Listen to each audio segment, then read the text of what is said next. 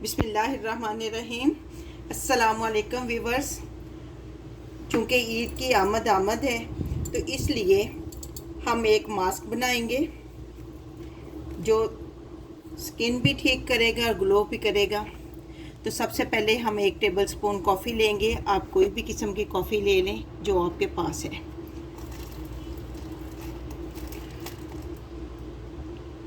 One table spoon मुल्तानी मिट्टी लेंगे।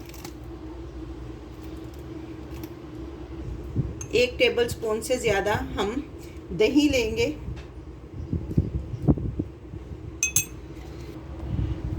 और फेस पे शाइनिंग लाने के लिए 1 टेबल स्पून इसमें हम हनी डालेंगे।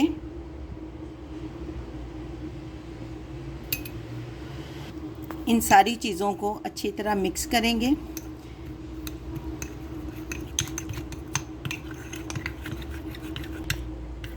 ये अच्छी तरह मिक्स हो गया। अगर आपका मिक्स ना हो तो उसको 10 मिनट के लिए रेस्ट दे दें, फिर उसको अच्छी तरह मिक्स करें और फिर अप्लाई करें अपने फेस के ऊपर।